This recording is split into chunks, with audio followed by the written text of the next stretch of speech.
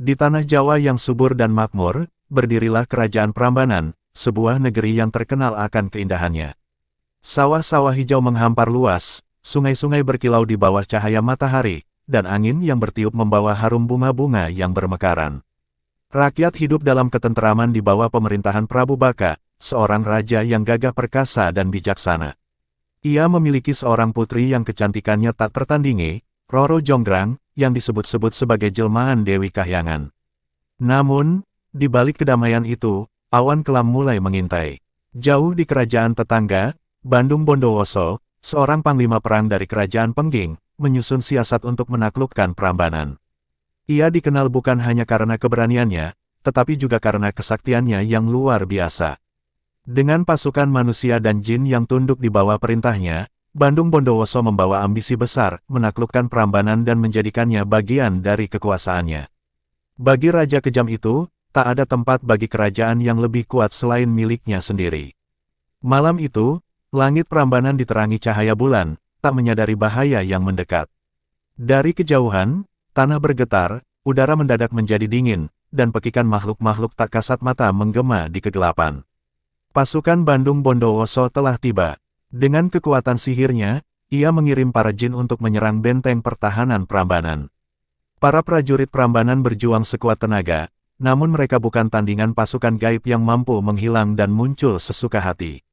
Di dalam istana, Prabu Baka berdiri tegak di depan tahtanya, dengan pedang di tangan dan tatapan penuh keberanian. Ia tahu bahwa musuh yang dihadapi bukanlah lawan biasa. Tidak akan kubiarkan Prambanan jatuh ke tangan orang yang tamak dan kejam. Serunya, dengan gagah, ia memimpin pasukannya ke medan perang, menebas musuh-musuh yang menghadang. Namun, kekuatan Bandung Bondowoso jauh melampaui batas manusia. Dengan satu pukulan ajian sakti, Prabu Baka terpental dan jatuh ke tanah, darah mengalir dari luka di dadanya. Nafasnya tersengal, dan dengan pandangan nanar ke langit, ia menghembuskan napas terakhirnya. Roro Jonggrang, yang menyaksikan kehancuran kerajaannya dari dalam istana, merasakan dadanya sesak. Air mata mengalir di pipinya, tetapi ia menolak untuk menunjukkan kelemahan. "Ayah," bisiknya, suaranya nyaris tak terdengar di antara suara perang yang bergemuruh. Hatinya diliputi kesedihan dan kemarahan. Namun, ia tahu, kini nasib Prambanan ada di tangannya. Jika ia ingin bertahan, ia harus berpikir cerdas. Ketika fajar menyingsing, Prambanan telah jatuh ke tangan Bandung Bondowoso. Istana yang megah kini sunyi, hanya tersisa reruntuhan dan arwah para prajurit yang gugur di medan perang. Bandung Bondowoso berdiri di atas singgasana Prabu Baka, menatap ke arah Roro Jonggrang dengan tatapan penuh kekaguman. "Kau lebih cantik dari yang kudengar," katanya. "Dan karena kini aku adalah penguasa Prambanan, kau harus menjadi permaisuriku." Roro Jonggrang mengepalkan tangan, menahan gejolak amarah yang meluap di dadanya. Menikah dengan pembunuh ayahnya, itu adalah penghinaan terbesar. Namun, ia tak bisa sembarangan menolak. Jika ia menantang Bandung Bondowoso secara terang-terangan, bukan hanya dirinya yang akan binasa, tetapi juga rakyat Prambanan yang tersisa. Dengan kepalanya yang tertunduk, ia menyusun rencana di dalam hati. Ini bukanlah akhir, ini baru permulaan. Roro Jonggrang berdiri di hadapan Bandung Bondowoso, tubuhnya tegak meski hatinya berkecamuk. Tatapan pria itu menusuk tajam, penuh dengan kepercayaan diri dan keinginan yang tak bisa ditolak. "Kau akan menjadi permaisuriku," katanya sekali lagi, kali ini dengan nada yang lebih tegas. Suara itu menggema di istana yang kini telah jatuh ke tangannya. Membuat Roro Jonggrang merasa seolah terkurung dalam jeruji tak kasat mata. Ia ingin menolak, ingin berteriak bahwa ia lebih memilih mati daripada menjadi istri pria yang telah membunuh ayahnya. Namun, di benaknya, terbayang rakyat Prambanan yang kini tak lagi memiliki perlindungan.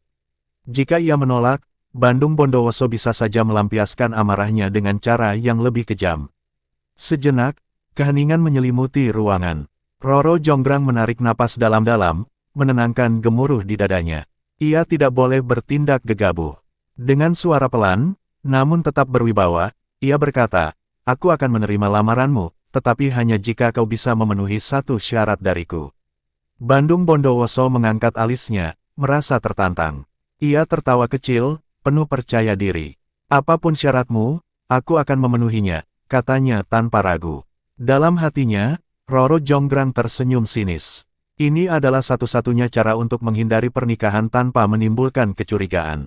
Bangunkan 1000 candi untukku dalam satu malam sebelum fajar menyingsing, katanya, suaranya lembut namun tajam seperti belati yang menusuk di kegelapan.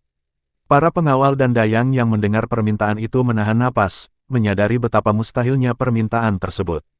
Namun, Bandung Bondowoso justru tersenyum lebar. 1000 candi dalam semalam, ulangnya, itu bukan hal yang sulit bagiku. Roro Jonggrang merasakan jantungnya berdegup kencang. Pria itu benar-benar percaya diri, dan itu membuatnya semakin waspada.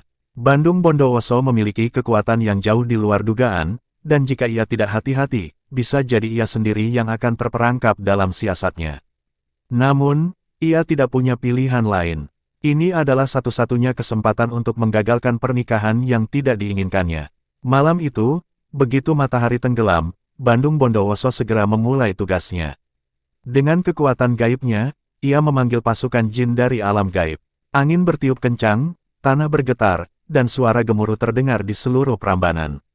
Batu-batu besar terangkat sendiri, menyusun candi-candi dengan kecepatan yang tak terbayangkan. Dalam hitungan jam, ratusan candi telah berdiri, dan malam masih panjang. Dari balkon istana, Roro Jonggrang menyaksikan dengan perasaan cemas. Ia menggigit bibirnya, menyadari bahwa dugaannya benar, Bandung Bondowoso benar-benar mampu menyelesaikan tugasnya. Jika ia tidak segera bertindak, sebelum fajar menyingsing, 1000 candi itu akan selesai dan ia tak akan bisa mengelak lagi dari nasibnya. Ia harus menemukan cara untuk menghentikannya, atau selamanya terjebak dalam pernikahan yang akan menjadi penjara baginya. Di dalam hatinya, api perlawanan semakin berkobar. Ia tidak akan membiarkan dirinya tunduk begitu saja. Dengan pikiran yang bekerja cepat, ia mulai menyusun rencana baru, sebuah siasat yang bisa menggagalkan Bandung Bondowoso tanpa membuatnya curiga. Ini bukan hanya tentang dirinya, tapi juga tentang Prambanan. Jika ia harus berbuat licik untuk menyelamatkan kerajaannya, maka ia akan melakukannya. Sebelum fajar tiba, semuanya harus berakhir. Malam semakin larut, tetapi Prambanan justru dipenuhi cahaya dari kobaran api gaib yang menyala di setiap sudut pembangunan candi. Batu-batu raksasa terus melayang di udara, satu persatu tersusun dengan sempurna. Jin-jin pekerja Bandung Bondowoso bergerak dengan kecepatan luar biasa, menciptakan bangunan megah dalam hitungan detik. Roro Jonggrang menyaksikan semua itu dari balik jendela istana dengan mata membelalak ngeri. Hatinya semakin mencelos saat melihat jumlah candi yang telah berdiri. 900 candi lebih telah selesai, bisiknya. Jika dibiarkan, 1000 candi itu akan selesai sebelum fajar, dan ia tak akan bisa menghindari pernikahan dengan Bandung Bondowoso. Ia mengepalkan tangannya. Tidak, ia tidak akan membiarkan ini terjadi. Dengan langkah cepat, ia memanggil dayang-dayang kepercayaannya dan membisikkan rencana gila yang telah ia pikirkan sejak tadi. Kita harus membuat mereka percaya bahwa fajar telah tiba, katanya. Kita harus menghentikan mereka sebelum candi terakhir selesai. Para dayang menatapnya dengan kaget, tetapi tak ada yang berani membantah. Ini adalah satu-satunya cara untuk menghentikan Bandung Bondowoso. Dalam sekejap, para dayang bergegas ke lumbung dan mulai menumbuk padi dengan keras, menciptakan suara riuh seperti aktivitas pagi hari. Sementara itu, di penjuru desa, para wanita mulai membakar jerami, hingga asap tebal membubung ke langit, membuat udara terasa lebih terang seolah fajar telah menyingsing. Roro Jonggrang sendiri berlari ke kuil dan membangunkan ayam-ayam jantan, memaksa mereka berkokok lebih awal. Dari kejauhan, para jin pekerja mendengar suara ayam berkokok dan melihat cahaya samar dari api yang berkobar di desa. Mereka saling berpandangan panik. Fajar sudah datang, seru salah satu jin. Kita harus pergi sebelum matahari benar-benar muncul. Tanpa menunggu perintah lebih lanjut, mereka segera melarikan diri kembali ke alam gaib, meninggalkan pekerjaan mereka yang belum selesai. Bandung Bondowoso yang masih sibuk membangun candi terakhir, tiba-tiba menyadari keanehan itu. Ia melihat langit yang mulai terang dan menyadari bahwa pasukan jinnya telah menghilang. Tidak, ini tidak mungkin, serunya marah. Dengan napas tersengal, ia menatap ke sekeliling. Hanya tersisa satu candi lagi untuk mencapai 1000. Tangannya mengepal erat, dadanya dipenuhi amarah yang membara. Ia segera berbalik mencari Roro Jonggrang, matanya menyala penuh kemarahan.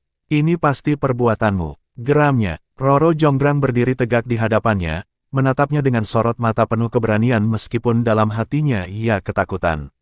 Namun, Sebelum ia bisa berkata apa-apa, Bandung Bondowoso sudah melangkah maju dengan wajah murka. Ia telah ditipu, dan ia tidak akan membiarkan penghinaan ini begitu saja. Roro Jonggrang berdiri tegak di hadapan Bandung Bondowoso, meskipun hatinya berdegup kencang. Mata pria itu kini dipenuhi kemarahan yang tak tertahankan. Nafasnya memburu, tangan mengepal dengan kekuatan yang seakan mampu meremukkan batu. Kau telah menipuku. Suaranya menggelegar seperti guntur, bergema di seluruh Prambanan. Angin malam yang dingin seolah berhenti berembus, seisi istana mendadak sunyi, hanya tersisa dentuman jantung Roro Jonggrang yang terasa semakin keras di telinganya. Namun, Roro Jonggrang tak menunjukkan ketakutan. Ia menegakkan dagunya, meski tubuhnya terasa lemas.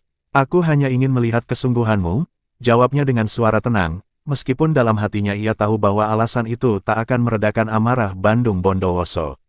Ia telah mempermainkan seorang pria sakti yang memiliki kekuatan tak tertandingi. Kini, konsekuensinya pasti mengerikan. Mata Bandung Bondowoso menyipit, membaca kebohongan yang tersembunyi dalam sikap tenang sang putri. Jadi ini caramu menolak aku. Dengan kelicikan, suaranya kini tak lagi meledak-ledak, tetapi justru lebih menakutkan, dingin, tajam, dan penuh ancaman. Tangannya terangkat, menyerap energi gaib yang menyelimuti Prambanan. Tanah mulai bergetar, udara menjadi berat, dan bayangan hitam melayang di sekeliling mereka. Jika kau tidak bisa menerima cintaku dengan hati yang tulus, maka kau akan menjadi bagian dari candi ini. Serunya, sebuah kekuatan tak kasat mata menghantam tubuh Roro Jonggrang. Ia terhuyung ke belakang, matanya melebar saat merasakan tubuhnya mulai membeku. Dingin menjalar dari ujung kaki hingga kepala, kulitnya mengeras, jari-jarinya tak lagi bisa bergerak. Ia ingin berteriak, tetapi suaranya seakan terperangkap di tenggorokan. Dayang-dayang yang menyaksikan kejadian itu menjerit ketakutan, namun tak ada seorang pun yang bisa menolong. Mata Roro Jonggrang perlahan dipenuhi ketakutan, tetapi di dalam hatinya, ia menolak tunduk. Jika ini adalah takdirnya, maka ia akan menerimanya dengan kepala tegak. Namun sebelum kesadarannya hilang, satu hal terakhir terlintas di benaknya, ia telah berhasil menggagalkan pernikahan yang tak diinginkannya. Sesaat kemudian, suara retakan terdengar. Tubuh Roro Jonggrang kini telah berubah menjadi batu. Sebuah arca berdiri di tempatnya, wajahnya tetap secantik sebelumnya, tetapi sorot matanya menyeratkan kepedihan yang abadi. Bandung Bondowoso terdiam, menatap hasil kutukannya sendiri. Untuk pertama kalinya, ia merasakan penyesalan menyelinap di dadanya. Ia telah kehilangan wanita yang paling diinginkannya, bukan karena takdir, tetapi karena amarahnya sendiri. Malam itu, angin bertiup lirih di antara 1000 candi yang hampir sempurna. Hanya satu yang berbeda dari yang lain, arca seorang wanita, yang disebut-sebut sebagai Roro Jonggrang, sang putri yang cerdik namun akhirnya dikutuk menjadi batu. Sejak saat itu, kisahnya terus dikenang oleh generasi demi generasi, menjadi legenda yang tak lekang oleh waktu. Angin pagi berembus pelan, menyapu keheningan yang menyelimuti kompleks candi. Cahaya matahari perlahan merayap di balik langit timur, menyinari hamparan batu-batu yang kini berdiri megah. Namun, di antara 1000 candi yang hampir sempurna, terdapat satu arca yang berbeda, arca seorang wanita dengan ekspresi sendu, seolah menyimpan kisah tragis yang abadi. Itu adalah Roro Jonggrang, sang putri cerdik yang kini telah menjadi bagian dari candi yang ia minta sendiri. Bandung Bondowoso berdiri di hadapan arca itu, matanya tajam namun penuh penyesalan. Ia telah memenangkan Prambanan, tetapi mengapa hatinya terasa kosong? Dendam yang ia bawa sejak lama kini tak lagi berarti. Ia telah membangun 1000 candi, tetapi bukan untuk merayakan kemenangan atau cinta, melainkan untuk mengabadikan kesalahannya. Aku tak pernah bermaksud kehilanganmu seperti ini, bisiknya lirih, tetapi hanya batu yang bisu yang mendengar. Para rakyat Prambanan yang selamat dari peperangan mulai berdatangan, menatap dengan penuh duka. Mereka menyadari bahwa Tuan Putri mereka telah dikorbankan oleh keserakahan seorang pria. Kesedihan memenuhi hati mereka, tetapi mereka juga tahu bahwa Roro Jonggrang telah melakukan segalanya untuk menyelamatkan Prambanan. Meskipun tubuhnya telah menjadi batu, jiwa dan keberaniannya tetap hidup dalam kenangan mereka. Seiring berjalannya waktu, cerita tentang Roro Jonggrang menyebar ke seluruh penjuru negeri. Candi yang dibangun Bandung Bondowoso, yang semula dimaksudkan sebagai bukti kejayaannya, kini lebih dikenal sebagai Candi Prambanan, simbol kecerdikan, pengorbanan, dan keabadian sebuah legenda. Para pendeta dan pujangga mencatat kisah ini dalam naskah-naskah kuno, dan dari generasi ke generasi, orang-orang datang untuk melihat arca Roro Jonggrang dengan mata mereka sendiri. Bandung Bondowoso, yang tak sanggup menanggung beban kesalahannya, akhirnya meninggalkan Prambanan. Ia pergi mengembara tanpa tujuan, dihantui oleh bayangan Roro Jonggrang yang kini tak bisa ia miliki. Setiap langkahnya dipenuhi penyesalan, tetapi takdir telah ditetapkan, ia tidak bisa mengubah apa yang telah terjadi. Tahun demi tahun berlalu, tetapi Candi Prambanan tetap berdiri megah, menyimpan misteri dan keindahan yang tak lekang oleh waktu. Banyak yang percaya bahwa roh Roro Jonggrang masih ada di sana, mengawasi tanah kelahirannya. Mereka yang datang ke candi itu sering merasakan hawa dingin yang menyelinap di antara batu-batu tua, seolah Roro Jonggrang masih berbisik dalam kesunyian. Hingga kini, setiap orang yang melihat arca Roro Jonggrang di dalam Candi Prambanan selalu bertanya dalam hati, apakah ia menatap dunia dengan kebanggaan karena telah melawan takdir, atau dengan kesedihan karena harus membayar mahal atas pilihannya. Namun, satu hal yang pasti, legenda Roro Jonggrang akan terus hidup, tertulis dalam sejarah, diukir dalam batu, dan dikenang oleh mereka yang mengagumi keindahan sekaligus tragedinya. Demikian kisah tragis Roro Jonggrang, legenda tentang kecerdikan, pengorbanan, dan kutukan abadi yang terukir dalam sejarah. Candi Prambanan kini menjadi saksi bisu akan cinta yang tak tersampaikan dan amarah yang berakhir dengan penyesalan. Semoga cerita ini menginspirasi kita untuk selalu bijak dalam bertindak dan menghargai setiap pilihan yang kita buat. Jangan lupa like, komen, dan subscribe untuk cerita-cerita legenda lainnya. Sampai jumpa di video berikutnya.